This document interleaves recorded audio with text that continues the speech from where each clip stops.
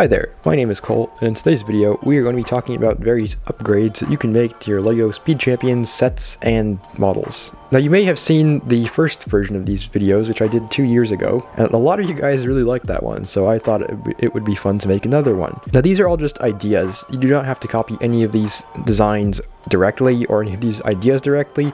The main point of this video is to inspire you to build something different or something new with your models. Now I know a lot of people like to build their own custom models. I do that entirely, but I know that it's kind of hard to start with that, and it can just be a lot of fun to modify your existing cars. Now I'm going to be using mostly my own models here because I actually don't have that many official sets, but basically all of these techniques, ideas can be applied to the official set. Now we're going to start with some simpler upgrades, I guess. We'll just go with wings, spoilers, and things like that. Now, I know I talked about this in the previous video, but I have some new designs, and I'm just going to show you guys them here because they're honestly really easy to copy. Now these ones you can copy directly because it can be a bit difficult to come up with a unique wing design.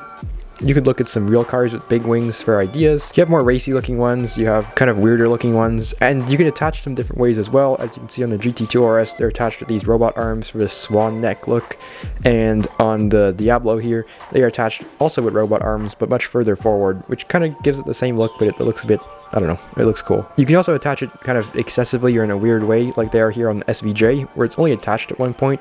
But these curved slopes, they make it look a bit more interesting. Next up, we have wheels. Now, again, another thing I talked about in the previous video.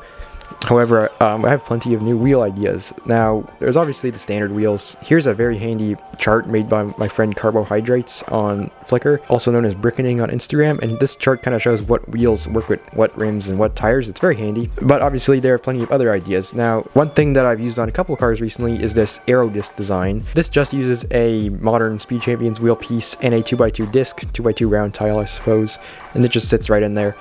And you can use like a weird print on the disc. You can maybe print out some stickers and stick them on there like I did for this Murcielago a while back. And you can do a lot of fun things, especially if you use them just on the front wheels or rear wheels and you use some other sort of rim on the other wheel. This can look really cool. These slick tire pieces I feel like are a bit underused because they can look really cool on the right car. You could also get 3D printed wheels. I know this is not really something that works for everyone, but both Brick to Brick 15 on Instagram and GT Create Cars on Instagram, they might not do wheels by the time you're watching this video, but at the time of making this video, they both make really cool 3D printed rims. And as you can see on my F1 GTR, I have some printed by Brick to Brick. He also makes these really cool tires with printing on them, and so I'll link both of those down below should you like to check them out. Also, painting wheels is something that can really make a car look a lot better. I recommend that you only paint the wheel covers and not try and paint any of the actual wheel part, especially with the new dual molded ones where it's extremely hard to mask the tire and paint the inside. But as you can see here on the GT2 RS, it can look really sick. If you're looking for paints, a lot of spray paints will work. I personally use this line of Tamiya paints made for plastic, and it comes in plenty of colors. I used it on the GT2 RS. I also used it on the Mercedes W140 a while back, and they look really good. Then we're going to talk a little bit about liveries. This will be a rather quick one, but you can really go crazy with these. There are kind of two options. You can either go for a brick built livery, which is a lot of fun. It takes some time.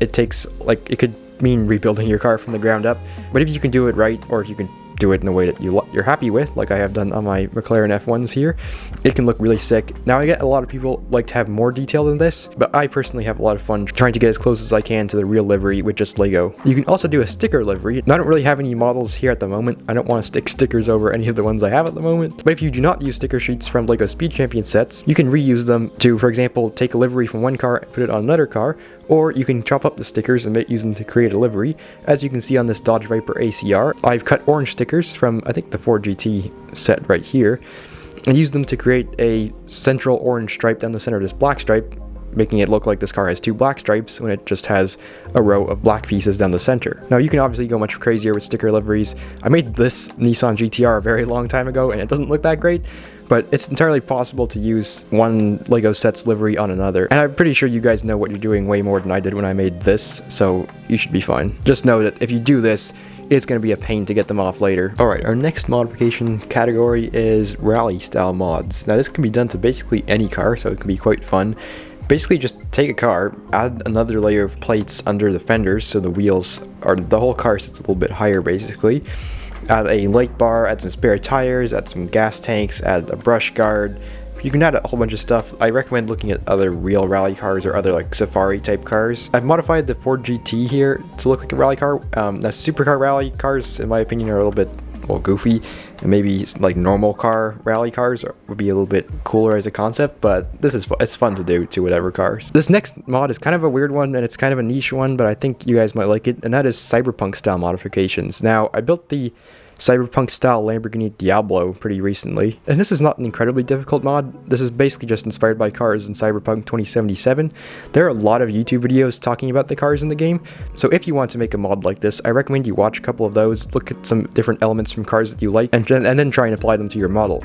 I decided to take the Nissan GTR set that I had modified a little bit before and turn it into a cyberpunk style of car. So I replaced all the windows with this gray armor type thing. I'm not quite sure what it is that the cars in the game have. I added some aero disc wheels in the back and then added some asymmetrical headlights. This is obviously not a very intensive mod. You could go way crazier than this, but I just thought I'd make something quickly for the video. And it still looks really sick. At least I think it looks really sick. And so cyberpunk style mods, you can get really creative because they don't have to be realistic, and you can just come up with all sorts of wacky designs. The next mod is maybe a bit of a weird one, but it's downgrading a car. Now this mainly just means taking the wing off, but on some cars this could mean swapping out the bumpers or making one version of a car look like another version. The only example that I have here with a Lego set is the Countach, and you can just take the wing off of it and replace the attachment point with a tile, and it looks really cool because this is a real car, a Countach without a wing, but you barely see them without wings. And I just really like the way it looks. Now here's some of my other cars with the wings taken off, and because these are also cars that usually you think to have wings, the Ferrari F50 GT and these McLaren F1 GTRs, they look different without the wing. And although this may be extremely impractical and would never work in real life, it can look really cool in Lego form. So I recommend you try this out on cars that always have wings or always have a certain upgraded part. The next one is something that I've talked about for 4 videos in a row now, and that is asymmetrical details. Now, here are 3 different models I've built recently. In fact, the 3 models from the previous 3 videos, they all have varying levels of asymmetrical detail. Some are more details and some are delivery. So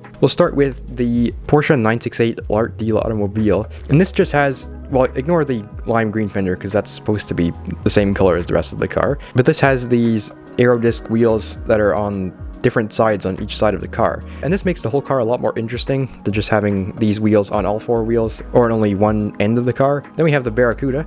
Now this has all black livery on one side and this gray livery on the other, and this just makes for a bit of variation, especially if you're going to display it, because then you can display one side or the other, and it looks pretty cool too. Now this might work better on some cars than others and with some liveries than others. Then we have the Cyberpunk Diablo, which has both asymmetrical details and an asymmetrical livery. We have stickers on one side, we have different colors on one side, we have, I don't know, just different details on one side.